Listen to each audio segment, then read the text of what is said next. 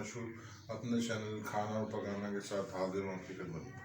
आज मैं बना रहा हूँ पोटा कढ़ाई। बहुत सारे लोग तो यहाँ तक पहुँचेंगे नहीं, क्लिक बिट देख के या फिर थंबनेल देख के खोलेंगे नहीं, बहुत कम व्यूज़ आने वाले हैं इस वीडियो के ऊपर, मुझे पता है, लेकिन मजबूरी है, मेरे दोस्तों की फरमाइश है कि वो जो आप पोटा कढ़ाई हमें बना के खिलाते हैं उसकी रेसिपी शेयर करें ताकि हम लोग भी अपने घर के ऊपर खुद से बना सकें। तो खैर, मैं आप लोगों को कन्विंस नहीं करूँगा, हर किसी की अपनी अपनी पसंद नापसंद होती है।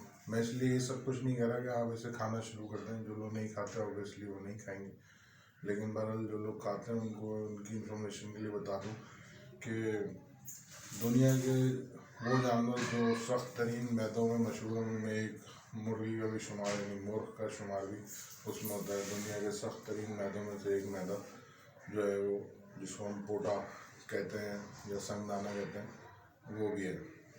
तो आज हम उसी की कढ़ाई बना रहे हैं। मुर्गी के अंदर सबसे लजीज चीज़ तो उसकी खाल होती है, वो भी बहुत सारे लोग नहीं खाते हैं। और दूसरे नंबर पर लजीज चीज़ जो है वो उसका पोटा या संगदाना होता है, वो भी लोग ज़्यादातर नहीं खाते हैं। अफसोस की बात यह है कि मुर्गी में जो दो अहम मज़ेदार चीज़ें होती हैं उससे लोग दूर भागते हैं, नफरत करते हैं। एनी ये कन्विंसिंग स्पीच हरगिज़ नहीं है, ये मेरे दिल की बात थी जो मैंने आपसे शेयर कर दी। बहरहाल अगर आपको हौसला हो और आप खा पाएँ तो उसको एक दफ़ा ट्राई ज़रूर कीजिएगा, आपको पता चलेगा कि कितनी लजीज चीज़ होती है, बशर्ते कि अच्छे बने हो। कैसे बना रहा हूँ मैं आपके साथ शेयर करने जा रहा हूँ, मेरे साथ रहिए। आइए देखिए जी, ये 1 किलो संगदाने या पोटे हैं जिनको मैंने 3 हिस्सों में तकसीम कर लिया है। 3 हिस्सों में तकसीम किस तरीके से किया है, ये जो इसकी बनावट है, ये देखिए आप अगर गौर से, तो ये 3 आपको पहाड़ियाँ सी नज़र आएंगी इसके ऊपर, 1 2 3। तो मैंने इसको बीच में से इस तरीके से कट कर लिया है, यानी ये तीनों चीज़ें जो है सेपरेट कर ली हैं। ये इस फॉर्म के अंदर आ गई है। ये देखिए, मैं आपको कट भी करके दिखा देता हूँ। ये मैंने एक हिस्सा और ये यहाँ से ये हिस्सा, ये देखिए 3 पीसेस के अंदर कट हो गया। मुर्गी के मुकाबले के अंदर इसके पोटे यानी संगदाने जो है उनका गलने का टाइम जो है मुर्गी के मुकाबले में ऑलमोस्ट डबल होता है। और टाइम को बचाने के लिए जो है मैं यूज़ कर रहा हूँ एज़ यूजुअल कुकर का हमने इंतखाब कर लिया है। चूल्हे के ऊपर रख दिया और चूल्हा जला लिया, आँच को कर दिया फुल। ये आधा किलो टमाटरों का पेस्ट है, वो मैंने इसके अंदर डाल दिया। टमाटर की पेस्ट के बाद इसके अंदर मैं डालने लगा हूँ आधा टीस्पून के करीब हल्दी पाउडर, और इसके साथ ही ये जो मैंने टुकड़े करके रखे थे संगदाने, इनको भी इसके अंदर डाल दिया। और कुकर को बंद करके 20 मिनट के लिए मैं छोड़ रहा हूँ। कुकर को बंद करके चूल्हे के ऊपर तेज़ आंच के ऊपर रख दिया जब तक कि हमारे पोटे गलते हैं।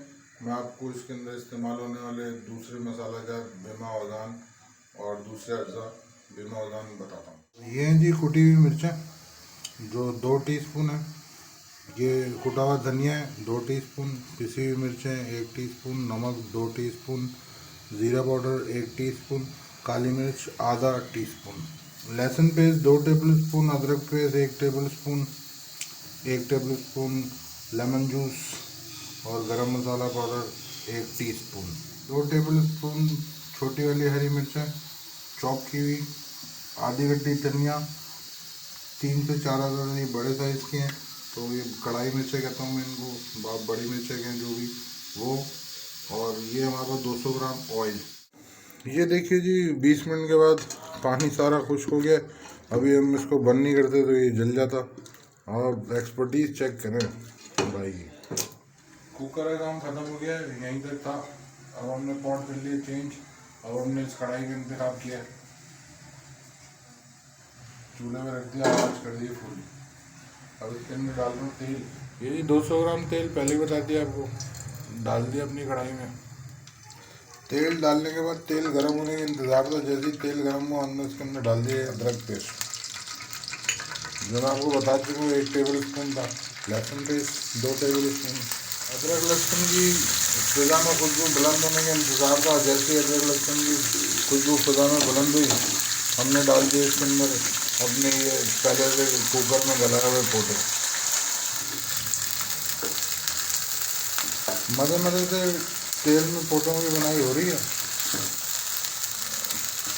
थोड़ा सा इसको अदरक लहसुन के साथ भून लें, फिर उसके अंदर डालते हैं मसाले, फिर आपको दिखाते हैं। जी ये तेल के अंदर फ़ोटो की बुनाई करने के बाद इस टाइम पे हमने इसके अंदर डाल दिया ये अपना 2 टेबल स्पून दही। दही को भी हमने मौका दिया फ़ोटो के साथ भूनने का, और अब फ़ोटो की बुनाई कर रहे हैं दही के साथ। दही के फ़ौरन बाद ही हमने इसके अंदर डाल देंगे चॉप की हुई हरी मिर्चें। अब बुनाई अच्छी सी हमारी हो गई, तेल बाहर आ गया। अब हम इस टाइम के ऊपर मसाले बुनाई करने के लिए थोड़ा सा डालेंगे इसमें पानी, जो तकरीबन आधा कप है। आधा कप पानी जी मुझे थोड़ा लग रहा था, इसलिए मैंने आधा कप पानी और डाला, तकरीबन 1 कप पानी हो गया पूरा। अब इस टाइम के ऊपर आकर ये मसाला जो मैं आपको पहले से ही नाम और औज़ान बता चुका हूँ वो इसके अंदर डाल रहा हूँ। ये मसाले शामिल करने के बाद अब चलेगी भुनाई। कढ़ाई बनने का अमल तो काफ़ी देर से ही जारी था, लेकिन खुशबू आने का अमल जो है अब शुरू हुआ मसाला डलने के फ़ौरन बाद। तो तय हुआ कि मसाले जो हैं बड़ा अहम किरदार अदा करते हैं किसी भी डिश के अंदर। अक्सर मैं ये बात करता हूँ। इस कढ़ाई बनने का सारा अमल अभी तक तेज़ आंच के ऊपर हुआ है। आज मैंने बिल्कुल भी किसी जमी के ऊपर भी आकर हल्की नहीं करी, अभी भी आँच तेज ही आकर देख लीजिए। ये मसाले ने जो है वो तेल छोड़ दिया है बेहतरीन सा, खुशबू का फजा मअतर है। इस टाइम के ऊपर मैं इसके अंदर आकर ये हरी मिर्ची डाल दूँ इसके अंदर, ये खुशबू के लिए होती है। कढ़ाई बनाने में सबसे अहम किरदार इन मिर्चों का ही होता है। आँच करने लगा हूँ हमने स्लो बिल्कुल दम वाली। ये देखिए 1 टेबल स्पून नींबू इस टाइम के ऊपर आकर मैंने इसके अंदर डाल दिया।